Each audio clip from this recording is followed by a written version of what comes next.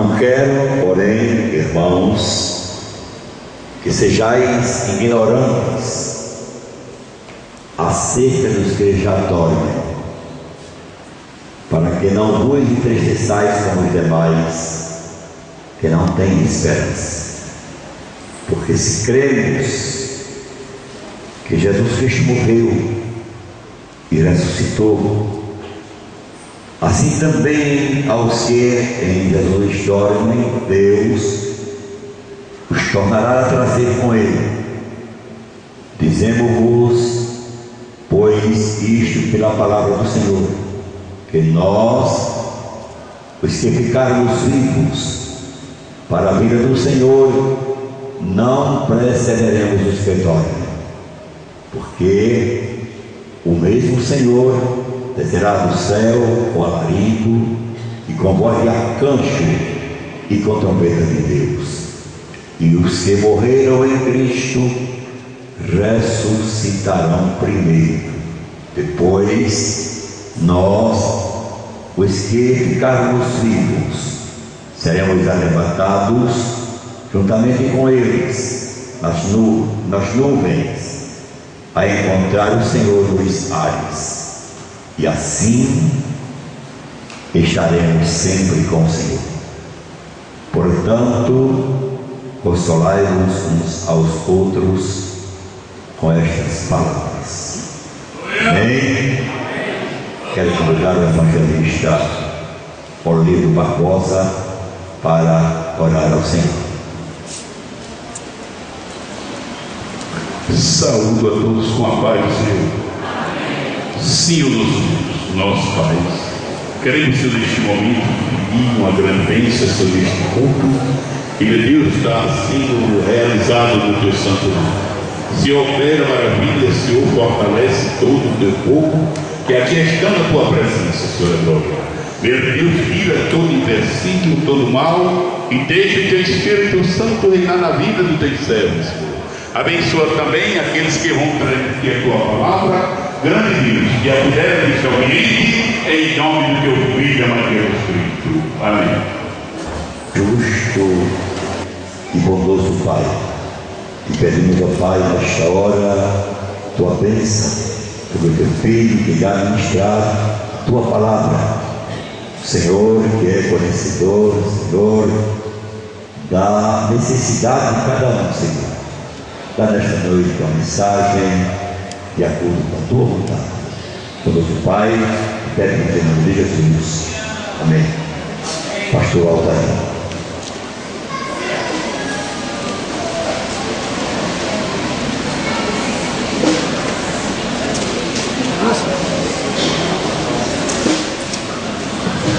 Queridos irmãos e irmãs, mais uma vez a paz do Senhor.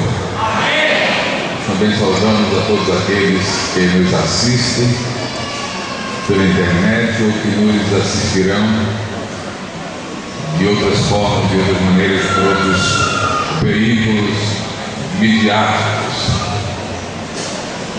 através do uso sábio dessas novas tecnologias de comunicação e informação.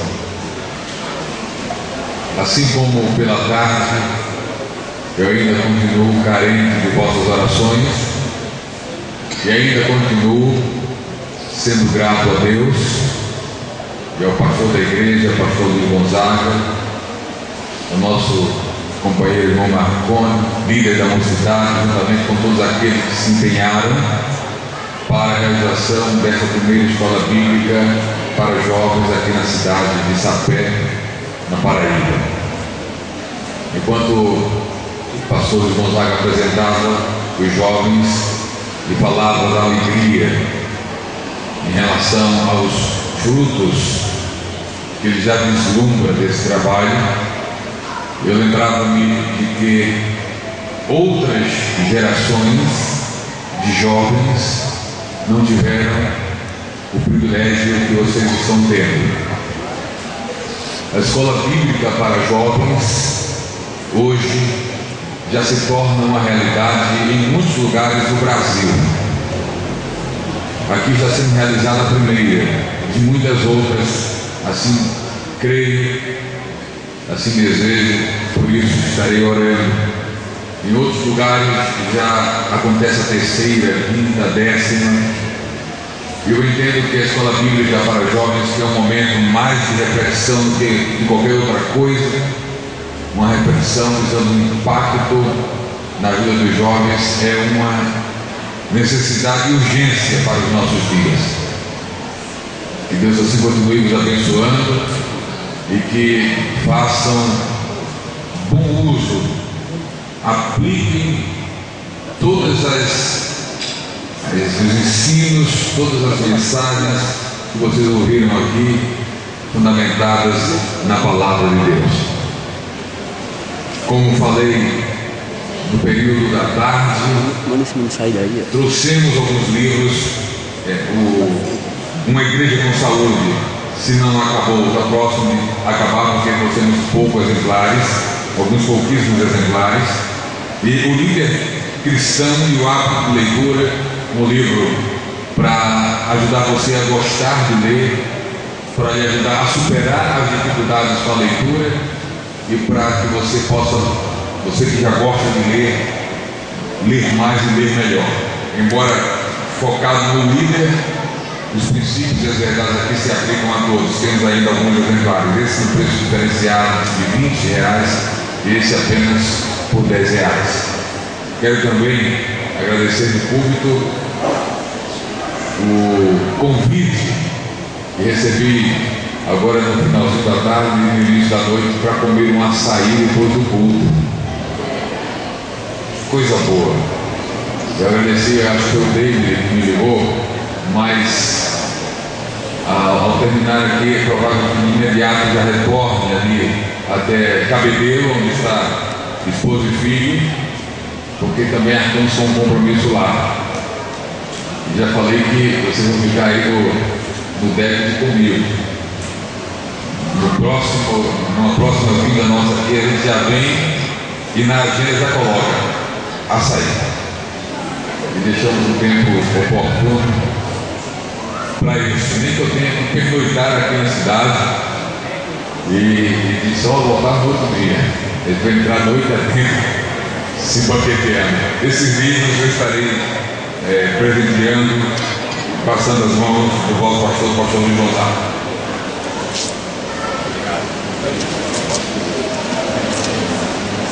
Glória a Deus. Queridos irmãos,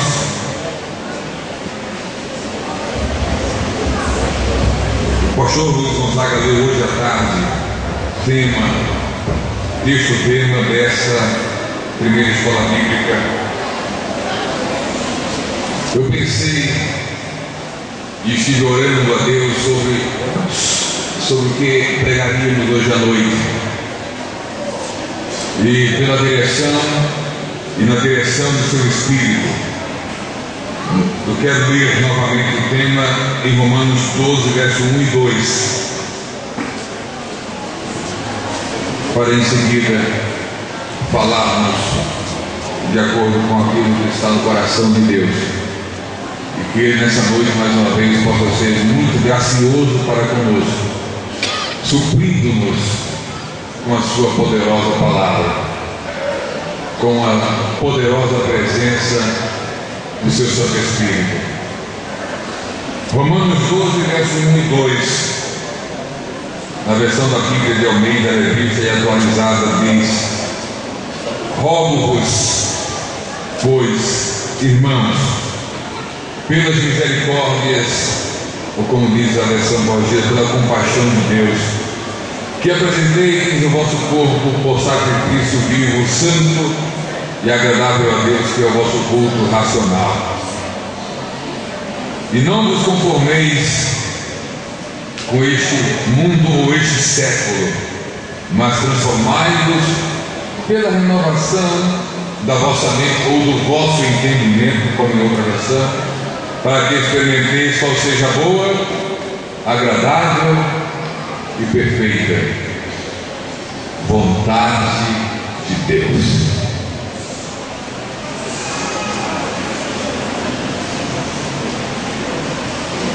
Essa carta que Paulo escreveu aos Romanos ela precisa ser compreendida no seu todo, para que nós possamos alcançar a dimensão da urgência expressa nessa pequena porção que lemos de 2 versículos apenas. Romanos é tida como uma das mais importantes cartas do Novo Testamento. Grandes personagens da história da igreja foram tocados e transformados ao ouvirem ou ao lerem a carta de Paulo aos Romanos, ou ao ouvirem ou lerem comentários sobre essa carta. Eu poderia citar pelo menos 3 nomes aqui nessa noite: Agostinho de Hipona, Martim Lutero, John Wesley. São personagens da história da igreja que cabe a todos vocês buscarem conhecer um pouco deles, porque eles escreveram uma parte da história. Não apenas escreveram, viveram.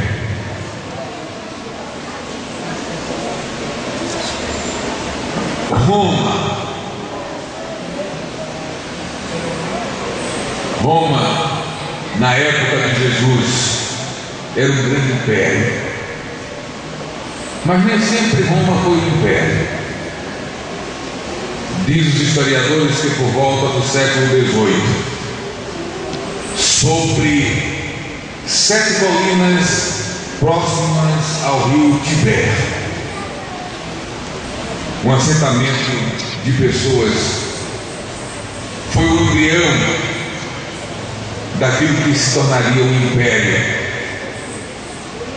mas que antes foi uma república. Roma, povoado; Roma, república; Roma, império. O império nasceu porque durante a república os romanos entenderam que o seu modelo político, que o seu modelo econômico e que o seu modelo religioso deveria ser referencial e modelo para todos os povos. E eles pensaram: se fez bem para a gente na percepção deles, vai fazer bem para todos os povos. E aí Roma, os romanos, sob a égide dos governantes, parte para conquistar o mundo, e conquistando os povos, impor o seu modelo político, o seu modelo de leis, o seu modelo econômico, o seu modelo religioso. Eles entenderam que, impondo através da conquista e da subjugação dos povos, eles estariam fazendo bem a esses povos. Muitos tentaram resistir, foram massacrados, e desses povos massacrados, muitos foram levados cativos para Roma. Roma se expande e se transforma num grande império.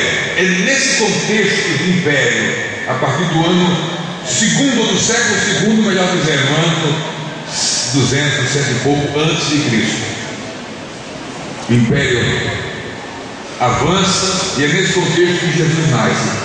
Quando Jesus nasce, Roma é império. E Jesus nasce em Israel, que está debaixo do domínio de Roma. Vocês vão lembrar bem de figuras do tipo Pôncio Pilatos, um prefeito, um representante de Roma nas terras dos judeus. Apesar de dominada por Roma, lá em Israel havia certa liberdade religiosa. de maneira que Roma se interferia nas questões religiosas quando convidada praticamente. Jesus nasceu, repito, nesse contexto. Vocês vão lembrar de uma figura, ou de um título, ou de uma função muito presente nos evangelhos, detestada pelos judeus: publicanos. Os publicanos eram cobradores de impostos.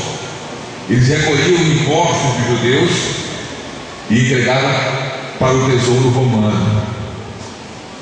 Os publicanos eram tidos como traidores, porque trabalhavam para Roma.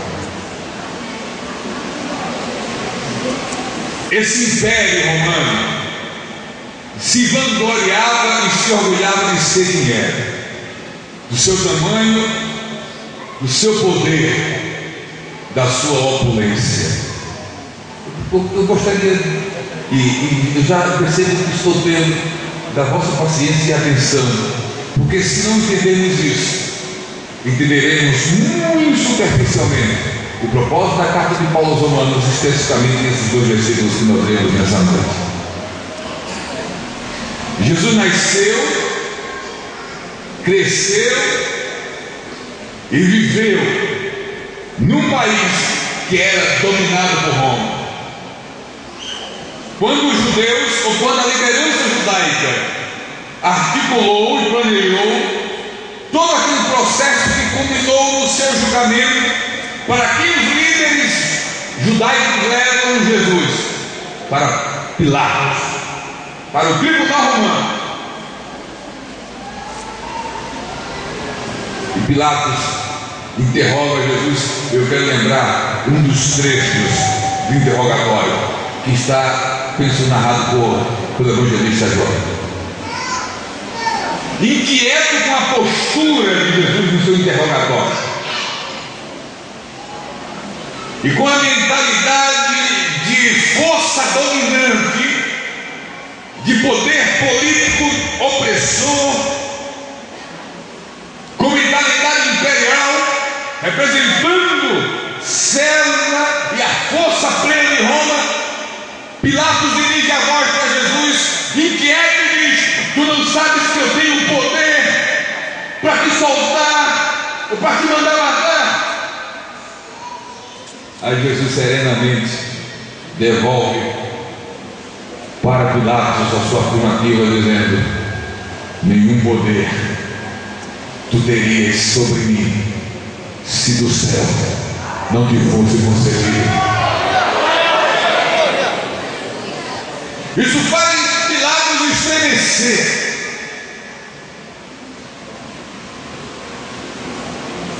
Até a mulher de Pilatos percebeu a dificuldade da situação e disse: olha, eu tenho um pressentimento ruim.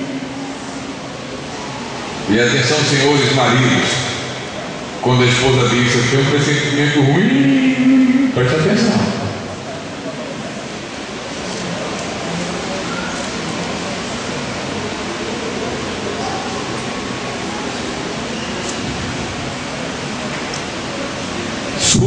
Sob pressão,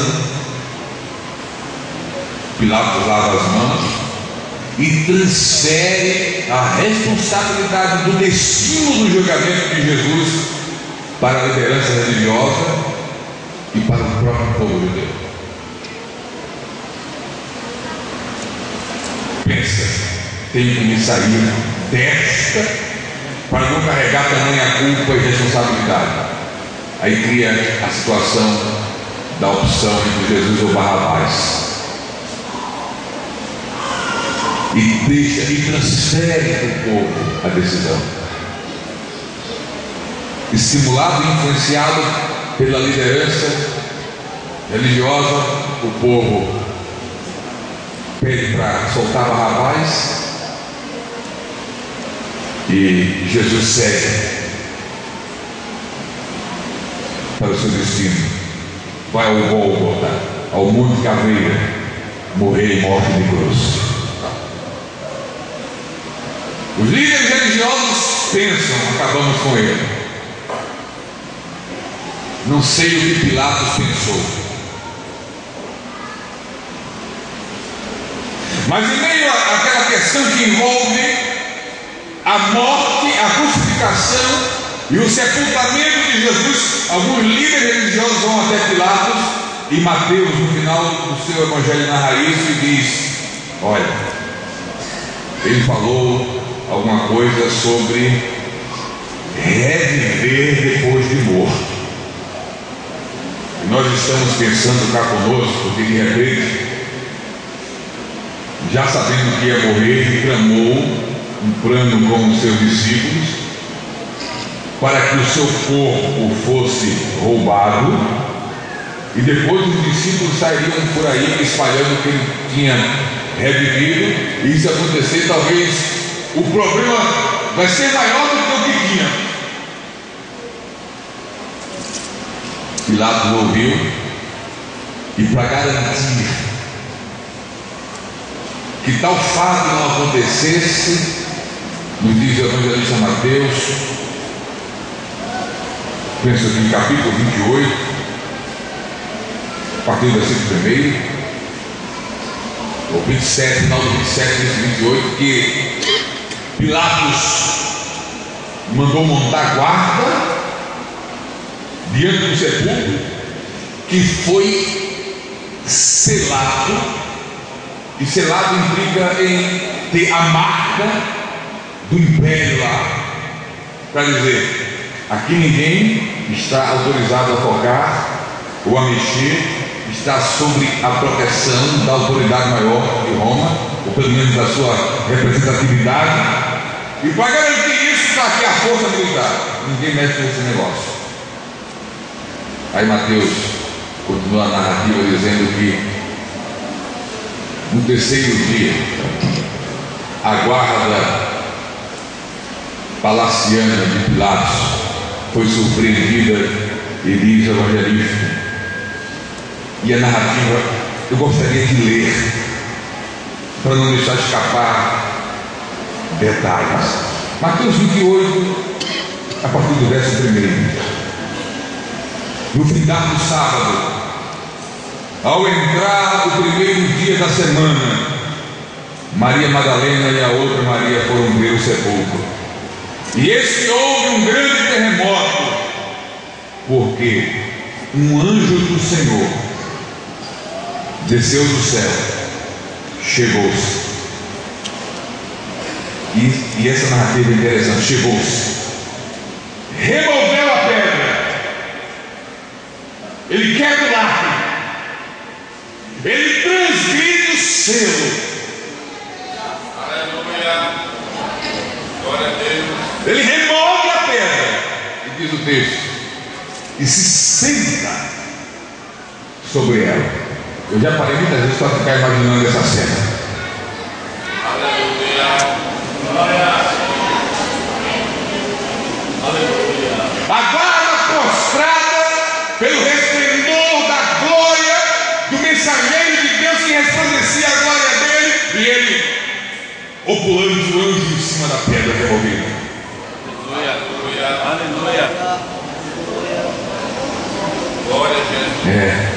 Jesus tinha razão. Ele sempre tem. Nenhum poder tu terias sobre mim se do céu não te fosse concedido, porque do céu o poder é dado e do céu o poder é tirado. Daniel já vaticinava: ele estabelece e remove reis. Aleluia, glória a Deus.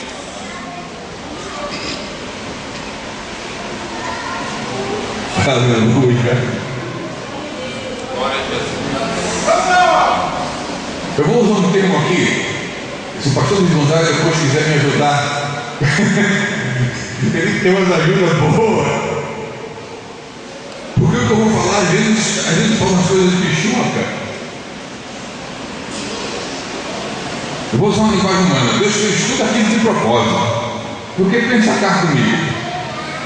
Que parede de pedra seguraria o Cristo ressurreto? Ele passaria por rocha e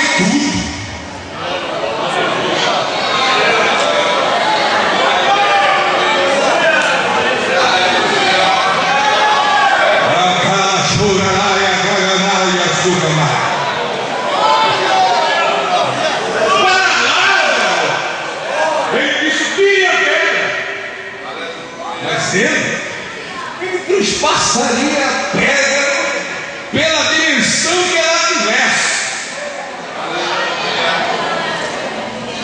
Só que Deus queria mandar uma mensagem, o céu queria mandar uma mensagem para Pilatos: vai lá, meu anjo, rola a pedra e senta em cima.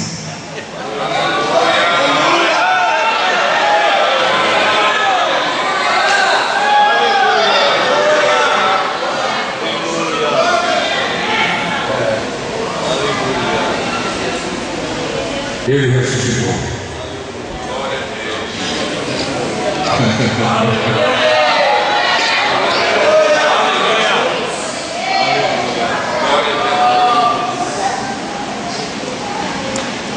Apresentou-se aos seus discípulos, ressurreto, e os comissionou. E no mesmo Evangelho de Mateus, no mesmo capítulo 28, há uma comissão, uma grande comissão, no versículo 19, dada diretamente, expressamente por Jesus. Ide, pois, e fazei-lhes discípulos.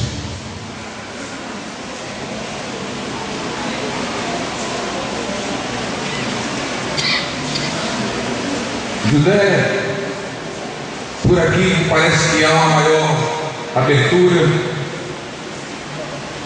talvez um clima religioso mais propício do que nos grandes centros e principalmente lá pelas bandas de Roma, que o negócio lá é feio, lá a coisa pega.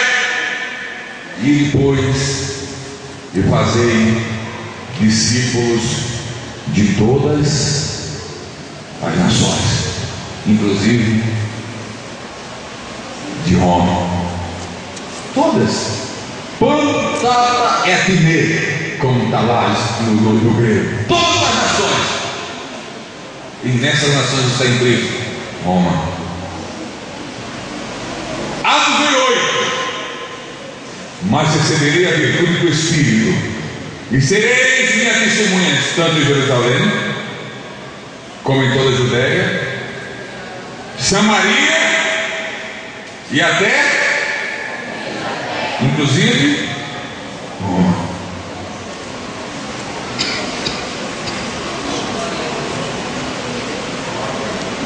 Mas como?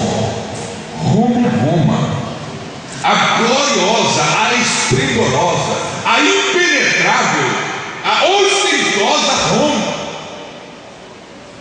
O que a gente vai fazer? Como é que o Evangelho vai chegar lá? Qual o método? Qual a estratégia? Cruzado evangelístico?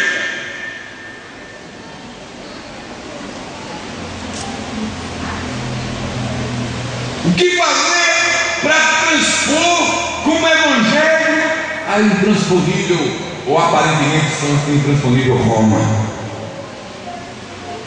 Atos capítulo 2.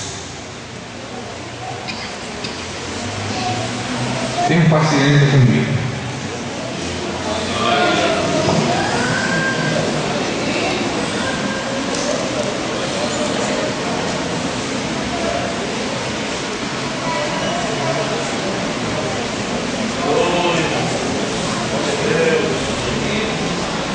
Alguém diz o dia de Pentecostes, estavam todos reunidos no mesmo lugar. De repente veio do céu um som como de um vento impetuoso e encheu toda a casa onde estavam assentados, e apareceram distribuídas entre eles línguas como de fogo, e pousou uma sobre cada um deles. Todos ficaram cheios do Espírito Santo e passaram a falar em outras línguas, segundo o Espírito lhe concedia que falassem. Ora, estavam habitando em Jerusalém judeus homens piedosos vindos de todas as nações debaixo do céu. Eles não moravam lá. Judeus de todas as nações, judeus nascidos em todas as nações. Mas vamos ver que nações são essas?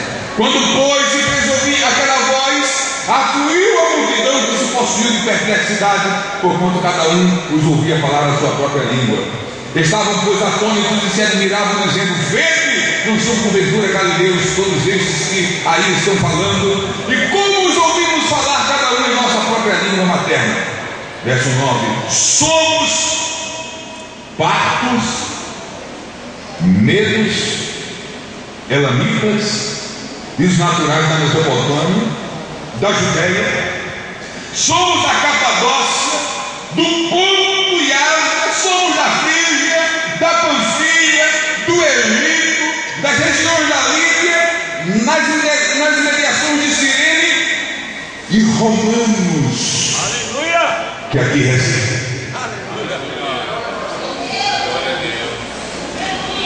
Vocês sabem o resultado final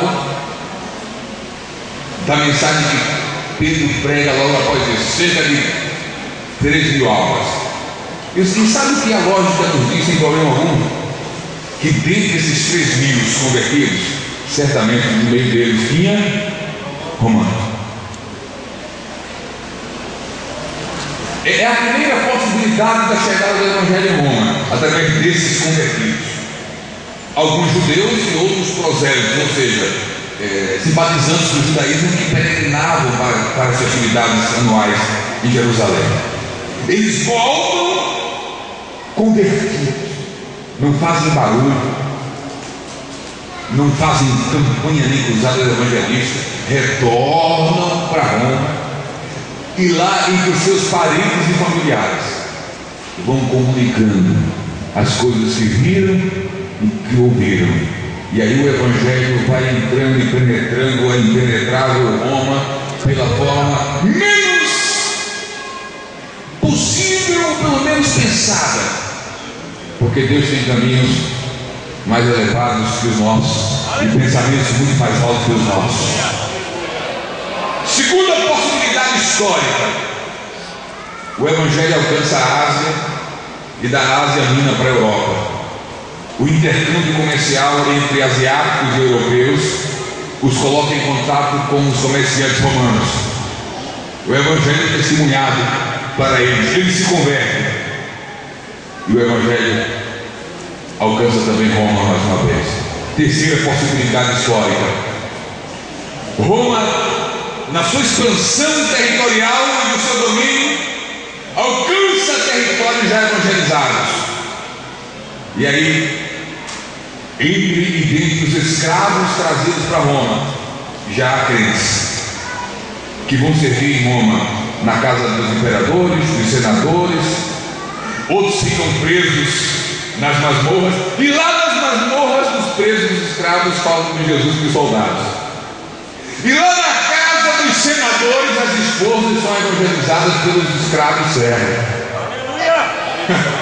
Aleluia! Aleluia!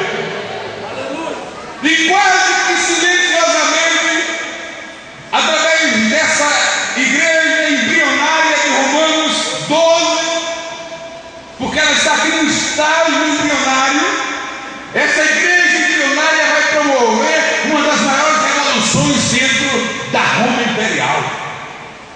Ela mina e desestabiliza todas as estruturas do império, com uma mensagem contrária à mentalidade romana, a mentalidade da opulência é confrontada com a mentalidade da simplicidade do Evangelho. A mentalidade conquistadora e violenta é confrontada com a mentalidade do dar outro lado da face. E se alguém te pedir a capa, dá a túnica. E se alguém te mandar andar no alegre, anda duas.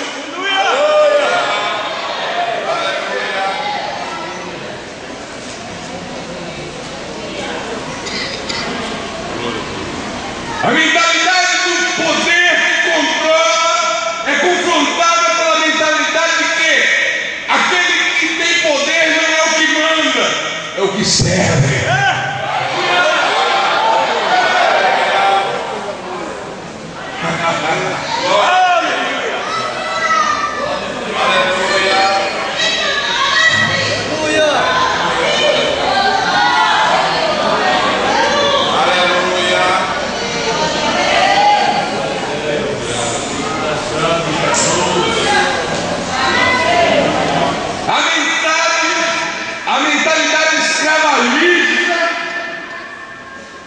vai sendo confrontada com a mentalidade da mensagem libertária.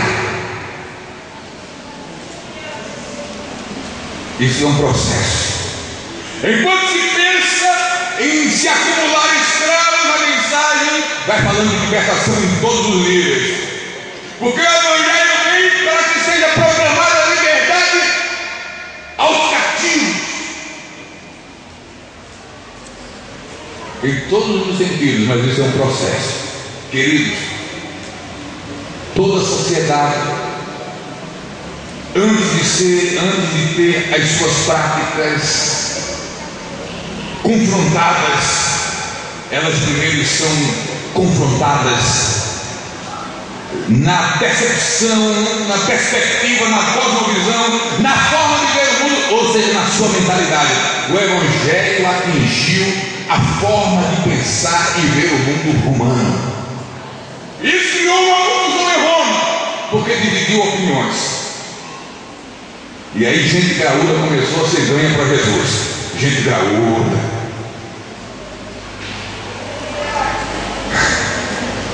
O imperador César, o primeiro deus dos deuses adorados em Roma, teve a sua atividade confrontada pela mentalidade de que há um único Deus, Senhor de todos, por meio de quem e para quem todas as coisas existe, seu nome é Jesus.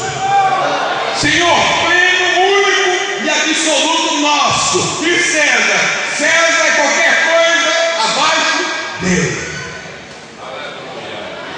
Porque acima dele não tem ninguém, porque o nome dele é o nome que está acima de todo nome, porque diante do nome dele se prostra todo joelho que está no céu, na terra e embaixo da terra, inclusive de César.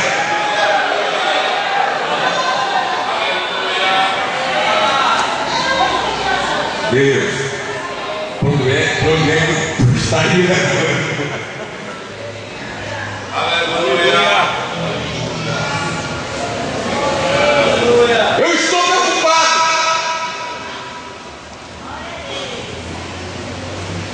Glória a Deus.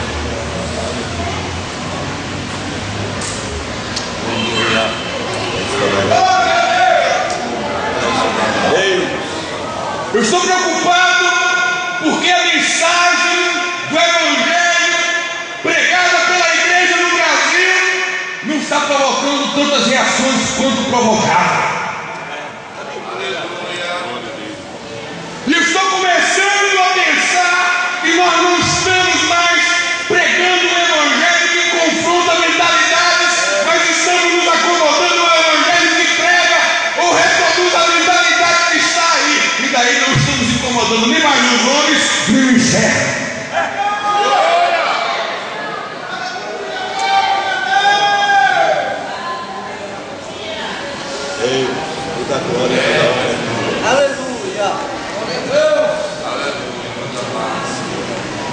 Mas Paulo escreveu aos romanos com a igreja no estágio embrionário. Pode ter certeza que talvez a igreja romana não fosse nem maior que a igreja em Sapé. Era uma igreja de comunidades domésticas, de grupos que se reuniam nas casas. Não havia templo cristão, porque o templo cristão nasce exatamente dessa evolução e dessa transformação que o Evangelho vai causar na sociedade romana.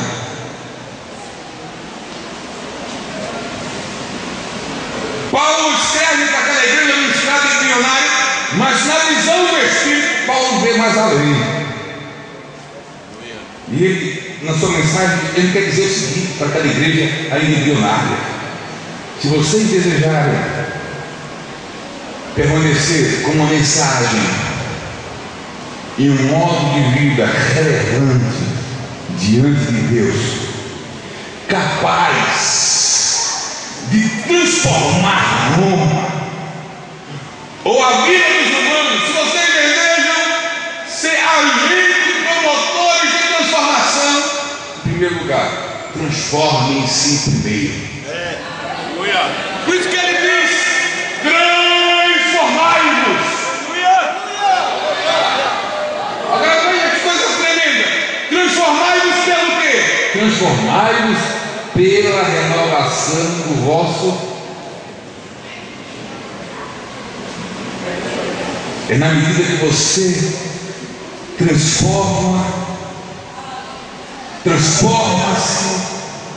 e passa a enxergar as coisas de modo diferente e vê as coisas como as coisas de fato são.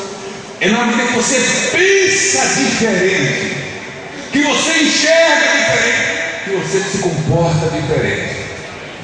Na medida que você pensa diferente e se comporta diferente, você passará a influenciar pessoas com o que você diz e com a forma de vida que você leva.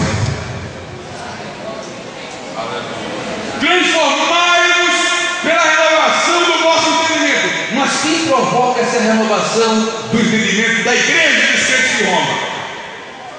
A mensagem da palavra de Deus.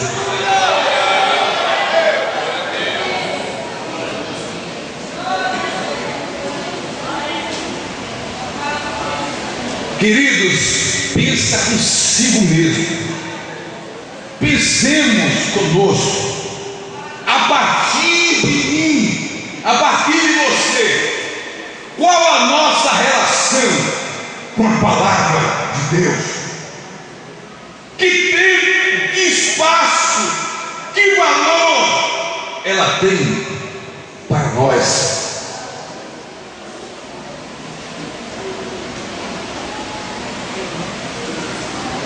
O quanto ela ocupa o nosso tempo de leitura, de estudo, de reflexão, de ensino, de pregação, de prática. Qual o lugar da palavra de Deus na minha e na sua vida?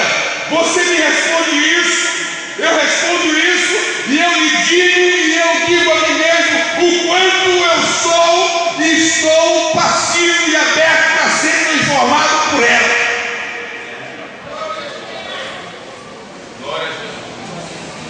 Se você se fecha para a palavra, na medida em que a fecha, você se fecha para a própria transformação. E se fechando para a própria transformação de mentalidade, você se fecha para a própria transformação de comportamento. E se deixando para a própria transformação de comportamento, tua vida não faz impacto na vida de ninguém.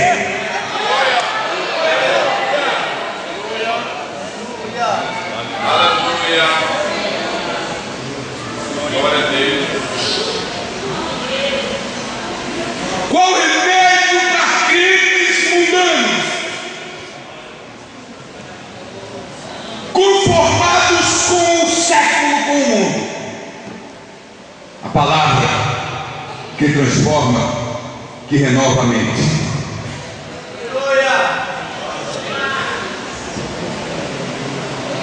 Transformai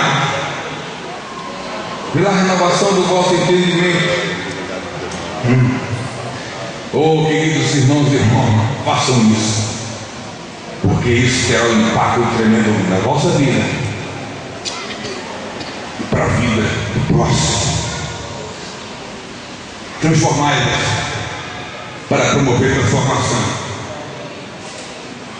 e que essa transformação, que essa renovação, conforme falamos à tarde, ela não seja meramente uma transformação de uma mentalidade ou de ideias, que ela não fique apenas na dimensão do intelectual, no mundo das ideias, na dimensão do saber, do conhecer, não. Para que experimenteis. Não é apenas para você saber. Essa renovação vai dar a oportunidade de experimentar coisas, mas não são meras experiências humanas. Vai lhe dar a oportunidade de experimentar a boa, perfeita e agradável vontade de Deus. Escute, você não vai apenas conhecer e saber qual é a boa, perfeita e agradável vontade de Deus. A Bíblia não diz saber qual é a boa, perfeita e agradável vontade de Deus. A Bíblia diz que experimenteis qual seja a boa, agradável e perfeita vontade de Deus. Experimentar isso.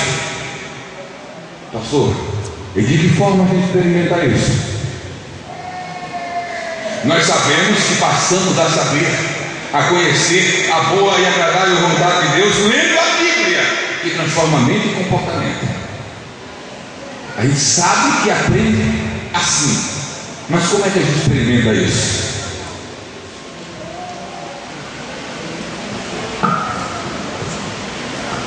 Experimentamos já transformados e abertos para que Deus em nós e por nós realize a sua vontade. E vou dizer uma vontade aqui que nós sabemos que Ele tem para conosco e que Ele deseja que a gente experimente. Por exemplo, o Senhor Jesus deseja que não apenas saibamos, mas que experimentemos uma vida plena, cheia do Espírito Santo. É possível que inclusive todos aqui saibam disso, mas a Bíblia, Paulo escrevendo aos Romanos, não diz para que vocês saibam qual seja, diz para que vocês experimentem. Deus quer não apenas que você saiba que pode ser cheio e pode viver na plenitude do Espírito. Deus quer que você experimente isso. Porque experimentando essa vida plena do Espírito, que é a vontade dele, conquistada com preço de sangue e derramada sobre a igreja com base na exaltação de Jesus, quem sabe que cheios e plenos do Espírito, nós experimentaremos uma outra vontade dele, que não apenas deve ficar na dimensão do saber. Ele sabe que experimentaremos o privilégio de sermos comunicadores da sua palavra, testemunhas da sua ressurreição, da sua vitória na cruz. Você sabe isso, mas o quanto você experimenta isso?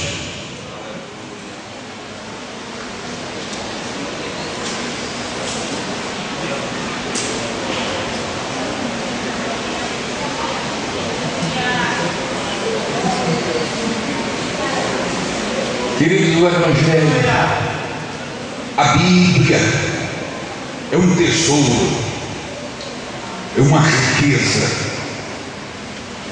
nos outorgada.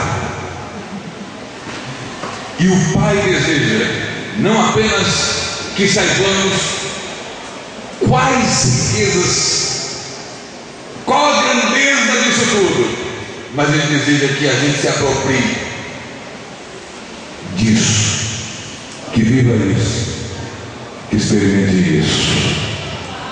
Aleluia.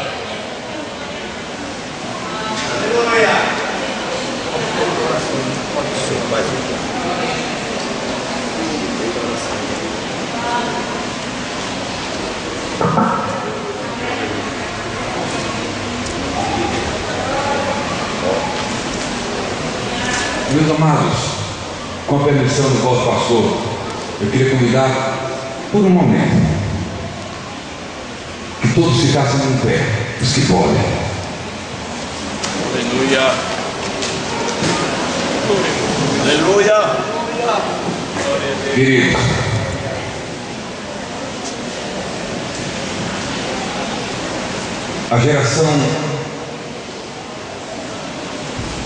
a presente geração, os mais antigos, eles têm uma responsabilidade diante de Deus de comunicar para essa nova geração a verdade, toda a verdade de Deus.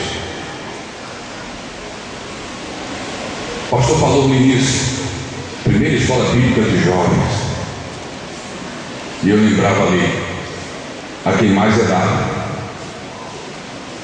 mais será cobrado.